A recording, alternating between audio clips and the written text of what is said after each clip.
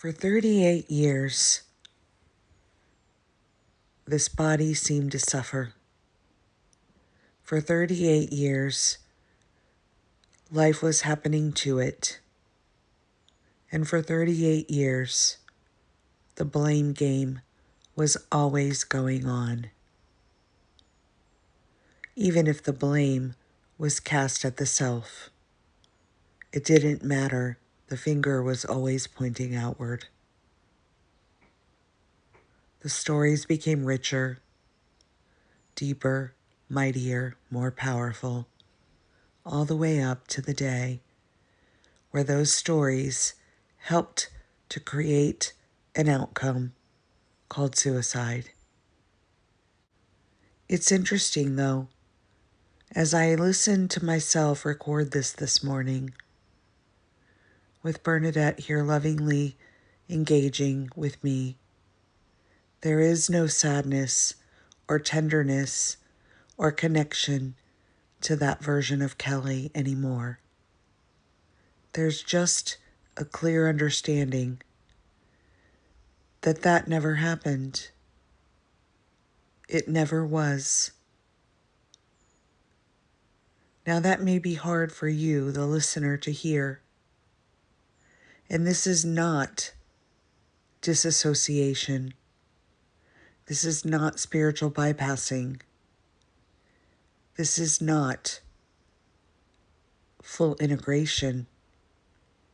This is awareness, recognizing that all that seems to have been is nothing more than a thought.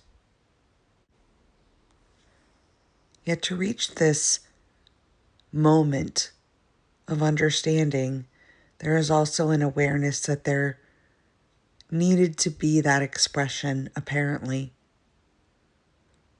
to be this one that's afforded to me now.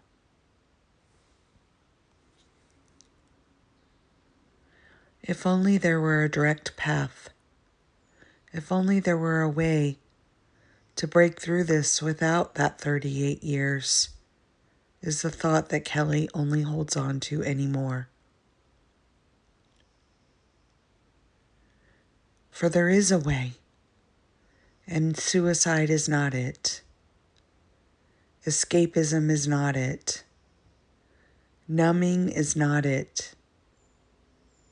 And we don't even believe laying on a psychiatrist's couch for years and years is it either. Now please understand, we will never, ever, ever discount anyone's journey. The sharings here are only ever us expressing our experience of an experiential journey.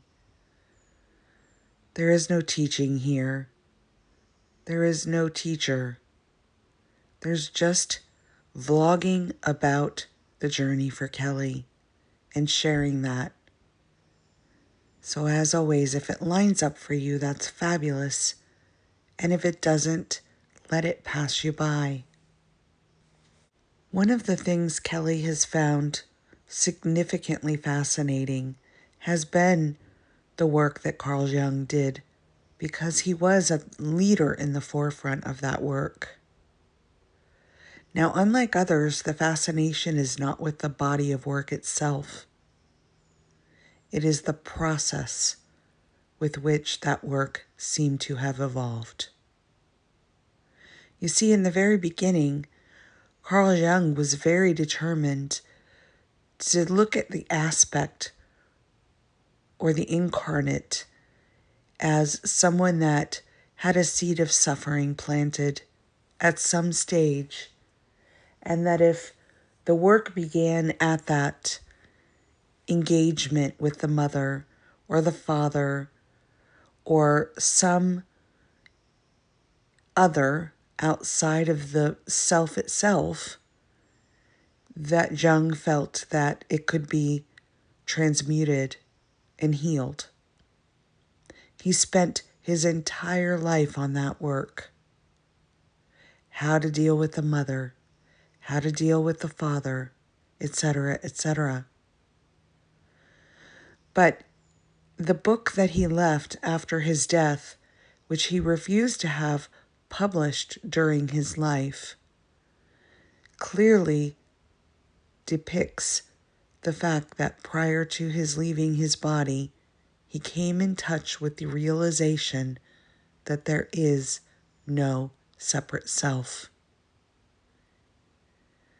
Ironically, he actually aligned himself closely to Buddhism before his death. He became aware that all of the work was always within himself, within these shadows, and that it had nothing at all to do with another and everything to do with his thoughts. Now, many focus on his original works, and I find that very humorous because it's similar to me to people who are so determined to find answers in the Bible without recognizing that that too was a book of thoughts that are alive, that are inviting us to look at them entirely, not linearly.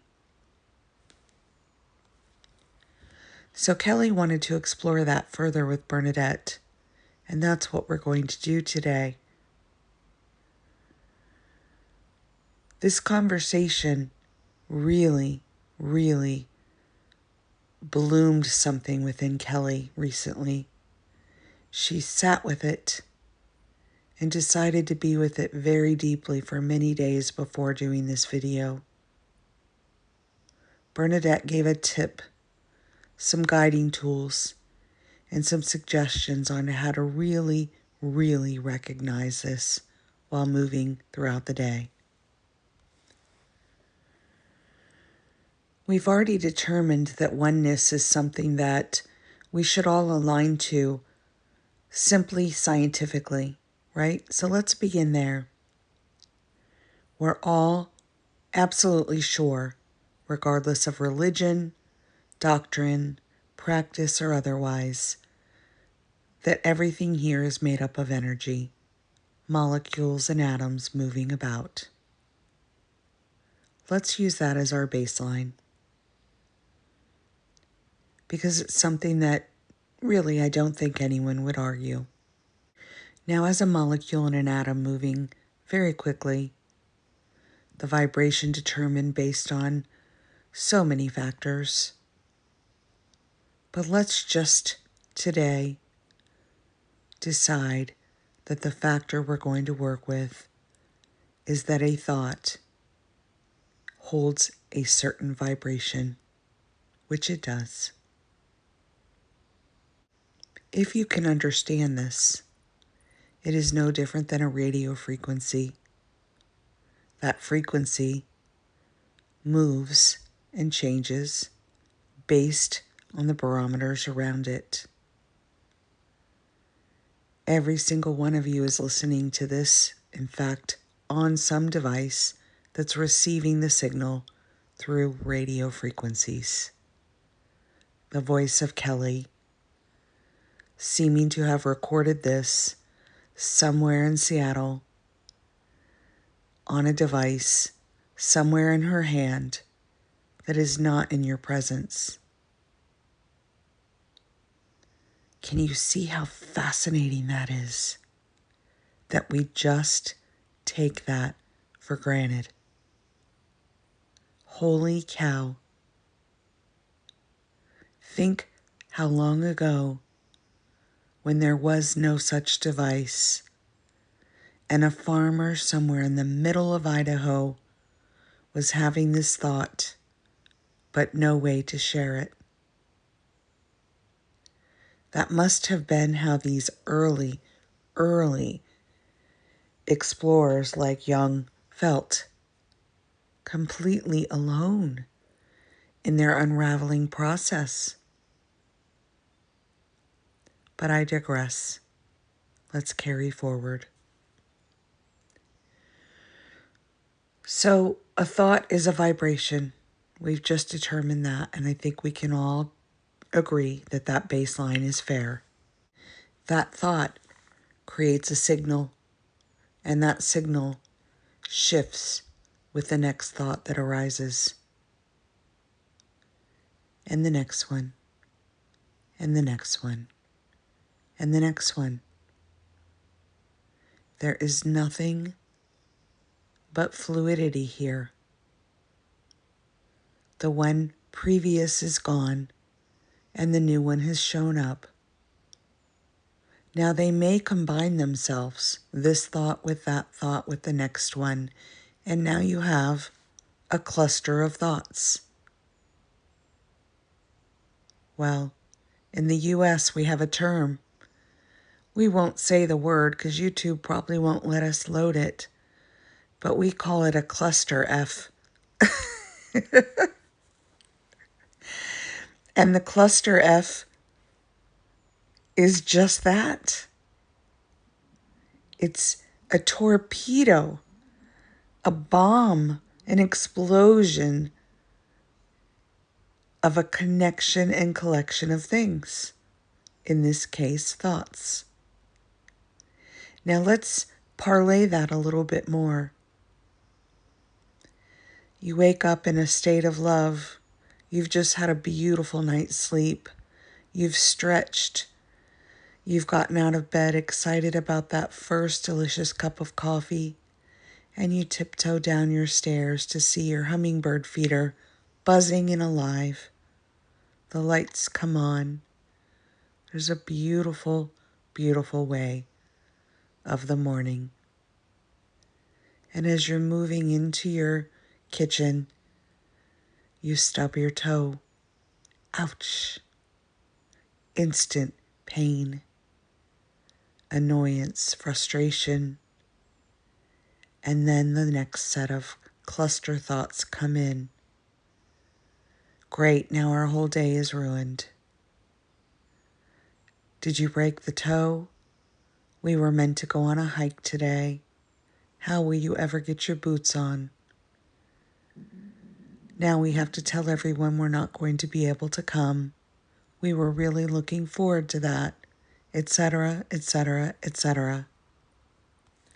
The vibration of these cluster thoughts shifted the entire mood. Now there's an entry point and an opportunity here to pause and, of course, collect that, notice it, clear it, and move forward. But determined into this factoring comes what we call the shadow. The one that has been here before. The one that thinks it has had this day. The one that immediately comes to light. The villain. It arises deeply, and it is so excited to get to be in the limelight. Finally, she's made room for me. Oh my goodness, I've been waiting for this moment, this exact moment. Now, imagine that could be perceived as an infection, and it is. Most of us, when we feel that come up, feel infected by it. It takes over us for a second, and we think, no, no, no, oh no, and we do everything to push it back down. Turn every light in the house on. Get that good vibe music going. Really do everything to move away from it. And back down into the shadows it goes. We are so conditioned to reach for the light. We want to feel that joy. We're addicted to it. We want the instant gratification of it. But what is being missed that Bernadette really, really pointed to Kelly about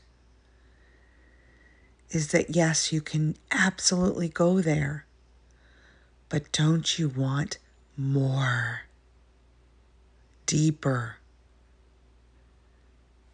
allowance of the love that you're experiencing? Or are you okay staying leveled out right here? Poof, that hit Kelly like a ton of bricks. Now, in the Talking to the Dead series and the Breathe series, which Bernadette helped us get through, she was laying the foundation for where we are right now. You see, each of these have been Kelly's expressions of moving through this. So if you have not taken time with those two series, which are absolutely free on this channel, please go back and immerse yourself there. The reason it's so important is, although this is not a learning or a teaching, it is absolutely an unraveling. Each apparent state arises right when we are ready to receive it, not to absorb it and make it a new doctrine, but to allow it to come in and sweep our house of that residue. So if you're bypassing pain and suffering, the love that you wish and call for cannot come in any more than it has. Your well is full of murky water. The rain is falling, casting brand new waters for you, but the well cannot take any new in. There's nowhere for it to go. Each thought, as Bernadette said to Kelly, is either here to infect you or to awaken you. And you get to discern and decide and allow. This is not free will.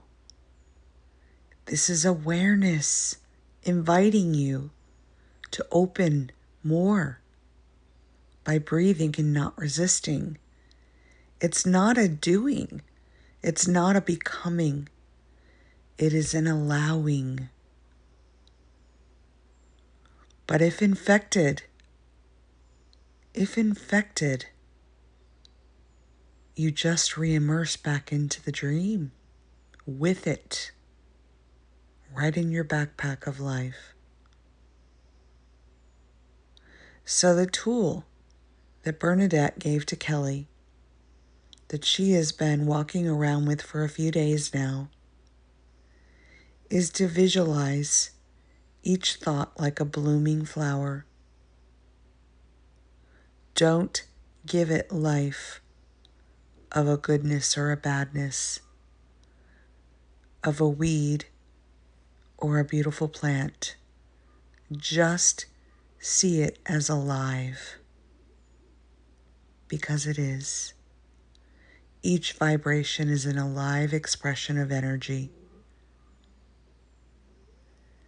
Each vibration having its own stories, each only wanting the same thing: to be seen, to be expressed, and to let go into the lightness of expansion. If pushed down, it never gets the opportunity to expand to that love that you're asking for. You ask, it arises in a stub toe, and you tell it no, and it goes back down, down, down, down, into the recesses of your psyche until the next time, where it's bolder. Now it's not a stub toe, it's a broken leg or a hip, something that really unnerves you and alarms you until you look at it.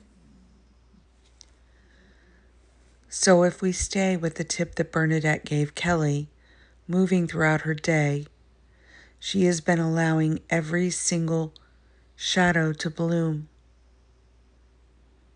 And she has sat with each one. That aliveness, it's so vibrant. It's calling. It's alive. It's blowing in the breeze. And it simply wants her attention. Now, Bernadette said to visualize yourself as the sunshine in this experience. You are the thing that will give light to that very bloom. Are you casting your entire warmth on it? Are you allowing it to have all of you, soaking itself, filling itself with the love of that ray of sun? And visualize that very beautiful, alive thing, feeling so much warmth and welcome that it transmutes right before you from a weed to a beautiful flower that's alive, the petals opening, the leaves widening, the roots deepening, and the soil enriching. Be with each one of these throughout the day, visualizing and giving it root, warmth, love, just your beingness, not thoughts about it. Now you'll notice the cluster of thoughts trying to seep in here. You'd be far more beautiful, little weed, if. You'd be far more powerful, little weed, if. You'd be far more impactful, little weed, if. Pay none of them any mind, let them dance. Stay with beingness. Invite each of those clusters into that. Don't push them away. See them dancing around this experience, for they too are alive, wanting the same thing. Now, as each of these clusters move into that lightness that you are, notice how you're feeling in your body. Now, the stub toe that began all of this, how is that feeling? And the boot going on as you prepare for that hike, how are you feeling? And as you gather your things in your backpack to head out, how are you feeling? Do this throughout the day. Really tune in to it. Take time to pause with it. Be mindful, not mind foolish.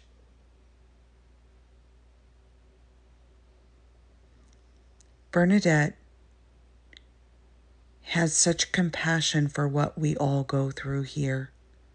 She has had that incarnate experience, and as Kelly's guide, she relates very much to the seeds of suffering.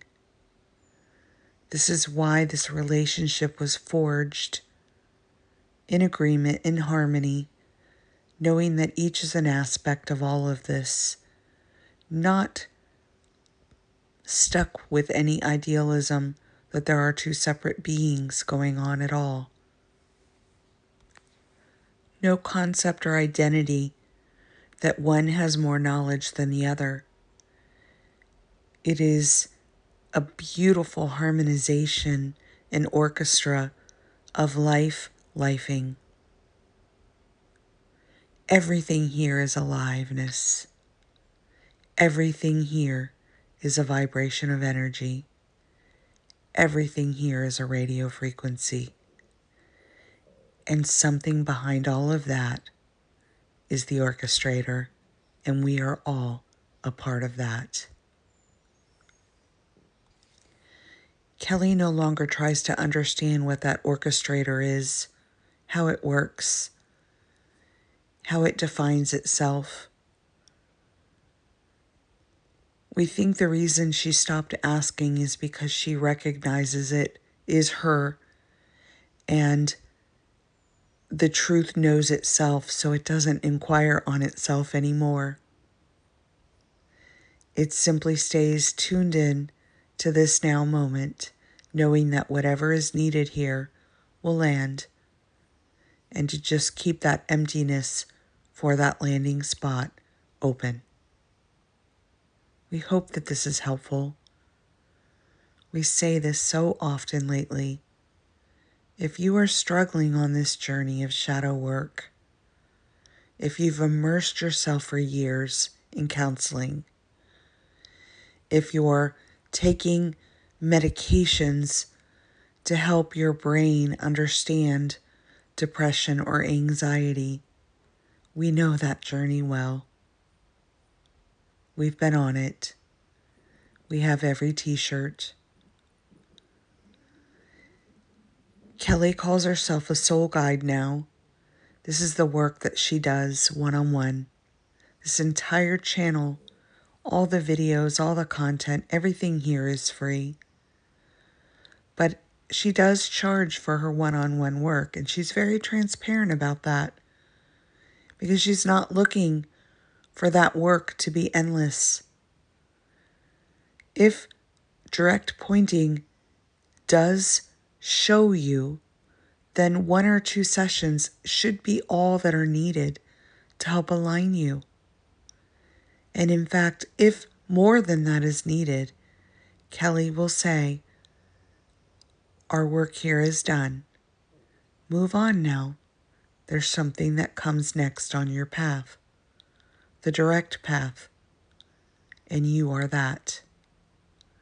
But if you need a little guidance from a soul guide who's walking this talk just as you are, reach out to Kelly. Let's do something together, beside each other.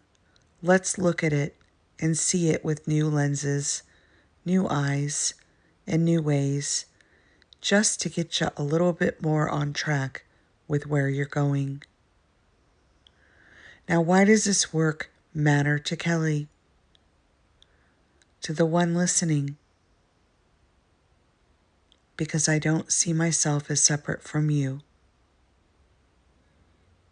Go back to the beginning of this video. Until oneness is really understood, and it's not just a fancy, schmancy spiritual term, until it is experientially known that there is not oneness, yet there has never been two here, one will not understand that each aspect that crosses this path is in fact you meeting you again and again and again. And the direct path will bring you the in fact soul guide that you asked to meet on your journey, and you may turn away from it again and again and again. And that's okay. It's all perfect. Only the orchestrator knows. And I and my Father are one, but my Father is greater than I, and I am a part of that, is all that thrives here anymore. So I will love this journey as it is. I will stretch my hand out to every aspect of myself along my path, and I too will love them equally. We hope that this is helpful. Much love. Until next time.